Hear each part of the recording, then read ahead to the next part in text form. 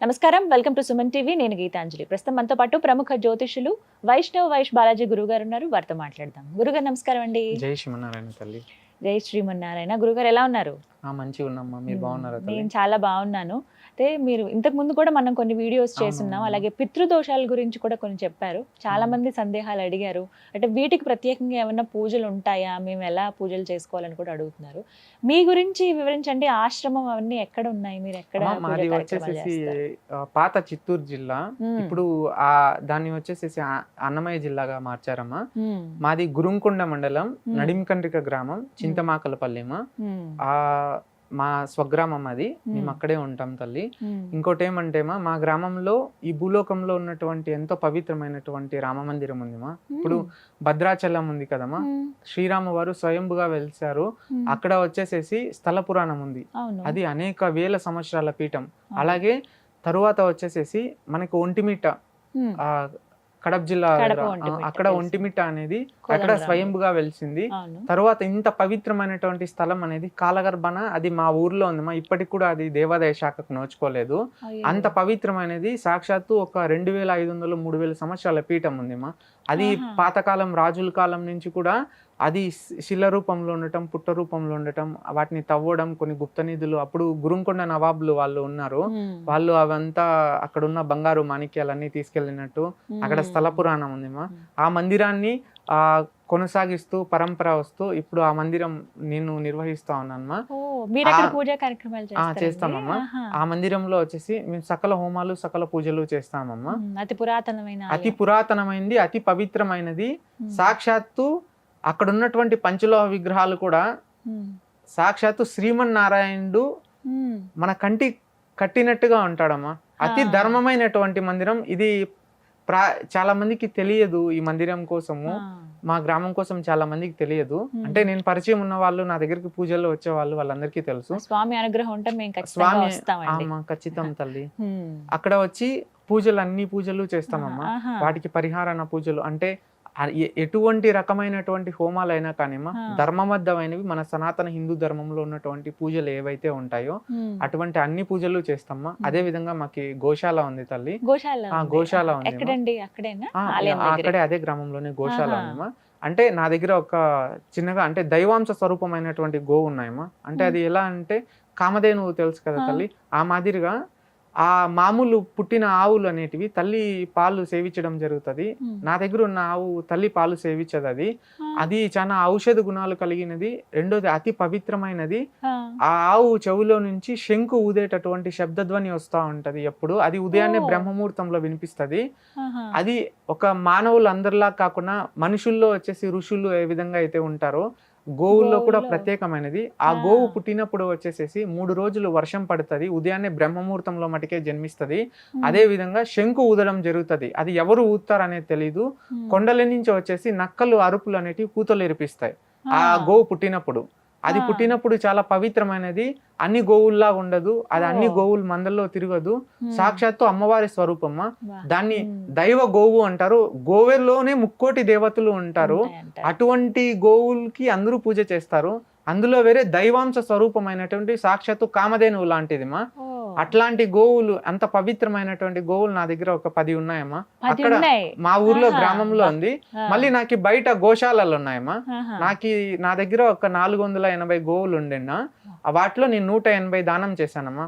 తల్లి పాలు లేనటువంటి వాళ్ళకి, తర్వాత వచ్చేసేసి పక్షవాతం వచ్చి వృద్ధులు ఉన్నటువంటి వాళ్ళకి, గోపాలు అంటే పేదవారు ఉండి ఇంట్లో వృద్ధులు ఉండి అట్లాంటి వారికి, పేద రైతులకి ఎద్దుల్ని దానం చేయడం కానీ ఇట్లంతా నేను 180 దాకా దానం చేశాను. ఇప్పుడు ప్రస్తుతం 300 గోవులు ఉన్నాయమ్మా. అవి అంతా బయట పోతాయి తల్లి. అంటే అవి గోవుల్ని అందరూ ఏం చేస్తారంటే గోశాలలో పెట్టించేసి బంధించేసేస్తారు. వాటి సరైన తిండి తినకుండా గోవుని ఎప్పుడు ఏడిపించకూడదుమా. గోదూషణ చేయకూడదు, గోవు దగ్గర శాపం పెట్టించకూడదు, గోవు కంట్లో అనేది నీరు ఎప్పుడు కారకూడదు. గోవులకి ఒక రోజుకి ఒక 30 నుంచి 50 కిలోలు భోజనం పెట్టాలి. అదే గడ్డి గ్రాస రూపంలోను దానా రూపంలోను వాటికి బిడ్డలా కాపాడాలమ్మా. అది అన్ని గోవుల్ని అందరూ పెడతారు గోశాలల్లో, వాటి కడుపులు లోపలికి దొక్కలు కనిపిస్తూ ఉంటాయి, ఏడుస్తూ ఉంటాయి, వాటికి అనేక సమస్యలు వస్తాయి, చేయలేరు. ఈ సిటీల్లో వాటిల్లో ఉండి పల్లెటూరులో ఉండి అంత ఖర్చుకు మించినది సొంత డబ్బులతో వచ్చి చేయలేనప్పుడు ఆర్థిక భారం అనేది మేమేం చేస్తానంటే, నా దగ్గర ఒక 10 మంది జనాలు ఉన్నారు మా పని చేసే వాళ్ళు, వాళ్ళ దగ్గర పంపించి అడవులకి ఊర్లు పల్లెల మీద పంపిస్తాను. అవి వచ్చి 4 జిల్లాల్లో రాయలసీమ ప్రాంతం మొత్తం సంచరించుకొని మేము మామూలుగా పండగ చేసినప్పుడు నేను అవి వస్తాయి, వచ్చి మళ్ళీ కూడా అవి వాటికి కడుపు ఇబ్బంది లేకుండా వాటికి మంచిగా చూసుకుంటామా. ఎవరికన్నా కానీ గోవుని పూజ చేసుకుంటాము, మాకు ఒక గోవు కావాలి అని ధర్మంగా ఉన్న వాళ్ళకి, అటువంటి వాళ్ళకి నేను గోవుని ఇచ్చానమ్మా. ఎవరైనా కావాలనుకున్న వాళ్ళు, తల్లికి పాలేనటువంటి వాళ్ళు, ఎవరన్నా కానీ ఇబ్బందుల్లో ఉన్న వాళ్ళు, గోవుని మేము పెట్టుకుంటాం సాకుంటాం అనే వాళ్ళు కూడా నేను గోవుని ఉచితంగా ఇస్తానమ్మా. ఇస్తున్నానమ్మా, ఇస్తాను. కానీ ఆ వ్యక్తులు అనేది బిడ్డలాగా సాక్కోవాలి. ఆ గోవు కంట్లో అనేది నీరు రానివ్వకూడదు. మన ఇంట్లో మన పిల్లల్ని మనం ఏ విధంగా అయితే చూసుకుంటామో ఆ విధంగా చూసుకోవాలమ్మా. ఎందుకంటే గోవు పాదాలలో 4 వేదాలు ఉంటాయి. గోవులో సాక్షాత్తు 3 దేవతలు ఉంటారు, 7 ఋషులు ఉంటారు, దైవ చింతనార్థకులు అందరూ ఉంటారు. 3 దేవతల్లో కూడా వచ్చేసి కొంతమంది రాక్షస రూపం నుంచి భగవంతుని అనుగ్రహంతో వాళ్ళు ఘోర తపస్సు చేసి వారు భగవంతులుగా మారినటువంటి గొప్ప తత్వవేత్తలు, గొప్ప దైవ చింతనార్థకులు ఉన్నారమ్మా. అటువంటి వారు గోవు యొక్క తోక భాగం ఉంటది కదమ్మా, ఋషి సంపన్నులు ఉంటారు 90,000 మంది, అక్కడ వాళ్ళు ఉంటారు తల్లి. వారి ఆశీర్వాదం అనేది చాలా పవిత్రమైనది, దేవతల పైన కూడా చాలా పవిత్రమైనది. ఆ గోవు పేడలో వచ్చేసి లక్ష్మీ అమ్మవారు ఉంటారు. అలాగే గోవులో వచ్చేసి శ్రీమన్నారాయణుడు అన్ని దేవతల రూపంలో ఆయనే ఉంటాడు తల్లి. అట్లాంటి గోవుని రక్షించుకోవాలి. ఆ గోవు కంట్లో ఎప్పుడు నీరు కార్చకూడదు, గోవుని తెలిసి గాని తెలియక గాని కొట్టకూడదు. మేము ప్రతి నిత్యము గోపూజ చేస్తూ ఉంటాం తల్లి. ప్రతిరోజు గోపూజ ఆచరించిందే మేము ఏమి కూడా తినమ్మా. మీ ఆచార వ్యవహారాలు ఎలా అంటే మీ దినచర్య ఎలా ఉంటుంది? నేను ఒక 15 సంవత్సరాల కింద మంత్రోపదేశం తీసుకొని ఉన్నాను. నేను అప్పటి నుంచి కూడా నేను డైలీ 1 టైం మీల్ తీసుకుంటానమ్మా. అంతేనండి, 1 టైం మీల్ తీసుకుంటాను. భగవంతుని ఉపాసన ఎప్పుడు చేస్తూ ఉంటాను. మేము ఎప్పుడు భగవంతుడి మంత్రాలు చదువుకోవడం. ఇప్పుడు దీక్షలో ఉన్నారా మీరు? నిత్యము దీక్షలో ఉంటాం తల్లి. సంవత్సరం మొత్తం మేము దీక్షలోనే ఉంటామమ్మా. భగవంతుడికి మా జీవితం అనేది అర్పించడం జరిగింది, గోసేవ చేయడం జరిగింది. నాకు మంగళూరు దగ్గర కర్ణాటకలో ఆశ్రమం ఉంది మా. నా దగ్గర ఒక 35 మంది పిల్లలు ఉన్నారు. అలాగే నాకు దత్తత తీసుకొని ఉన్నారు తల్లి తండ్రి వారు విష్ణు మందిరం కట్టాలని మేము ఎంతో ప్రయత్నించాము. దశావతారం అంటే 10 అవతారాలు ఉన్న విష్ణు గుడి కట్టాలని మాకి గురువు మంత్రోపదేశం చేశారు. అదే విధంగా చేయాలని ఎంతో ప్రయత్నించి ఉన్నాము. అకాలంగా నాకు దత్తత తీసుకున్నటువంటి తల్లిదండ్రులు వాళ్ళు కాలం అయిపోవడము, మేము ఎన్నో ప్రయత్నాలు చేయడము, వారి యావదాస్తి మొత్తం వచ్చేసేసి ఆశ్రమాలకి రాసేశారు తల్లి. ఇవాళ 2,000 మంది పైన అనాథలు ఇవాళ కర్ణాటకలోను, తమిళనాడులోని, కేరళలోను ఆశ్రమాలలో, వృద్ధాశ్రమాలలో వారు ఇచ్చినటువంటి ధనంతో ఇవాళ వాళ్ళు బ్రతుకుతున్నారు తల్లి. అటువంటి తల్లిదండ్రులు నాకు దొరకడం నా యొక్క సౌభాగ్యం. అదే విధంగా మా గురువు నాకు దొరకడం నా సౌభాగ్యం. నాకు జ్ఞానోపదేశం చేసి నాకు మంచి సంస్కారం బుద్ధిని వాళ్ళు అలవర్చి ఇవాళ నేనేదో నా శక్తి కుడికి భగవంతుడికి ప్రతి సనాతన హిందూ ధర్మంలో చేసేటటువంటి అన్ని పూజలు చేస్తామమ్మా. ఒకరికి మంచి మరికే చేస్తామమ్మా. హోమాలు అన్నారు కదండి ఆశ్రమంలో, మరి ముఖ్యంగా అతి పురాతనమైన ఎంతో చాలా పవిత్రమైనటువంటి మందిరం రామాలయమ్మ. ఏమేమి హోమాలు చేస్తారు? మీరు చేసేటువంటి హోమాలు చెప్పమ్మా. ప్రతి ఒక్క హోమము చేస్తామా. ప్రత్యేకంగా ఈ హోమం అని ఆయుష్ హోమం గాని ఆయుష్ హోమం చేస్తామా. ఆయుష్ హోమం అంటే ఏంటంటే తల్లి, వాళ్ళు చిన్న వయసులోనే అనారోగ్యం పాలైపోయి ఉంటారు, ఆరోగ్యం చెడిపోయి ఉంటది, వారికి ఇంకా హోప్ ఉండదు. ఇంట్లో ఏదన్నా పిల్లలు అంటే జరగరాని నష్టం జరిగి ఉంటది. అట్లాంటి అనారోగ్యంలో ఉన్నటువంటి వాళ్ళు చిన్నవాళ్ళ నుంచి పెద్దవాళ్ళ వరకు అందరికి వాళ్ళ ప్రాణాలకి ఆయుష్ని పెంచుకునే విధంగా భగవంతుని అనుగ్రహంతో ఉండటానికి, అదే విధంగా వచ్చేసేసి పుట్టుకతోనే కొంచెం శరీరంలో అవయవ లోపాలతో పుట్టింటారు. అటువంటి వాళ్ళకి, ఇంకొంతమంది రథ ప్రమాదాలు జరిగి ఉంటాయి, ఇళ్లలో సర్వము కోల్పోయి ఉంటారు. వాళ్ళ పిల్లలకి కూడా అది ఏదో దోషం ఉంటేనే అట్లా జరుగుతాయి. వాళ్ళ పిల్లలకి వాళ్ళకి ఏం కాకూడదని వీటన్నిటి నుంచి కూడా వచ్చేసి ఆయుష్ హోమం చేసుకుంటారు. ఇలా సమస్య ఉంది గురువు గారు అని చెప్తే దానికి ఎటువంటి హోమం చేసుకోవాలో మీరు చెప్తారు.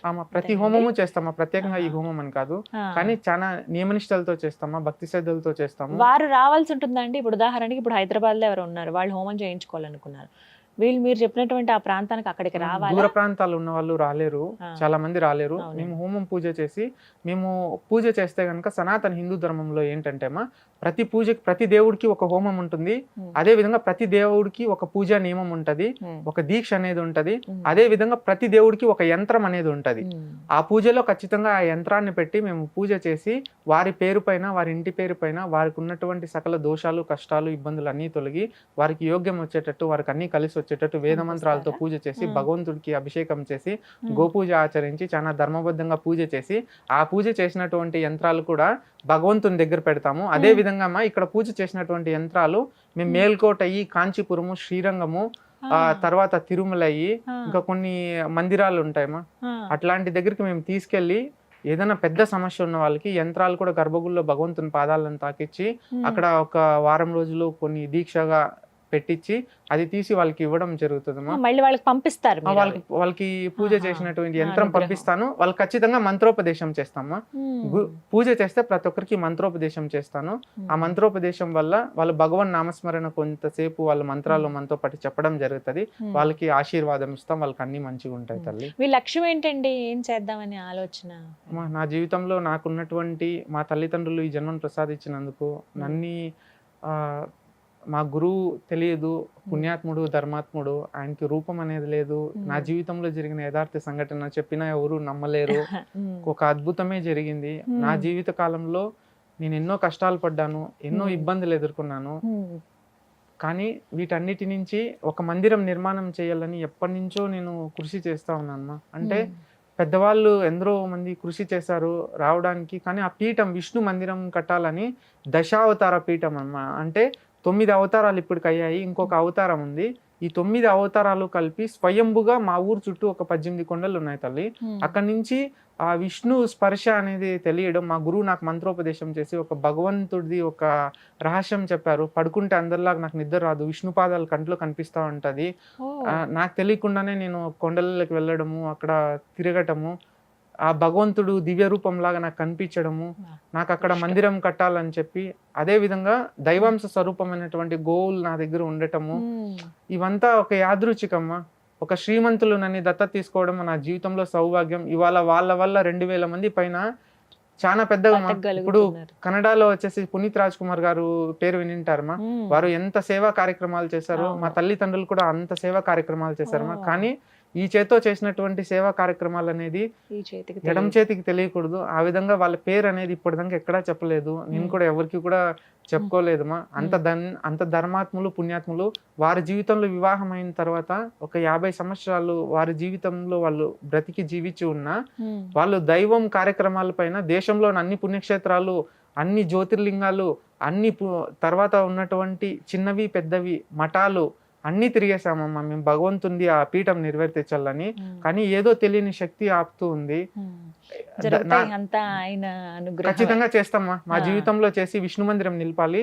ఆ 9 మంది దేవుళ్ళు ఆవిర్భావంగా ఉన్నటువంటివి అక్కడ విష్ణు పాదం చేర్చి, ఆ భగవంతుడు నాకు ఒక గురు ఉపదేశం ఉంది, మా మంత్రోపదేశం చేస్తున్నారు, అది నేను అక్కడ ఉచ్చరిస్తే ఖచ్చితంగా అక్కడ మందిరం నిలబడుతుంది. ఇంకా కల్కి అవతారం అయిన తర్వాత కూడా ఆ దేవుడిది కూడా అక్కడ వచ్చి శిలా ప్రావీణ్యం అక్కడ చేరేటట్టు, అప్పటికి ఎవరు ఉంటారో ఎవరు లేరు తెలియదు, మన కొన్ని లక్షల సంవత్సరాలు ఉంది భగవంతుడు ఆవిర్భావం అవడానికి.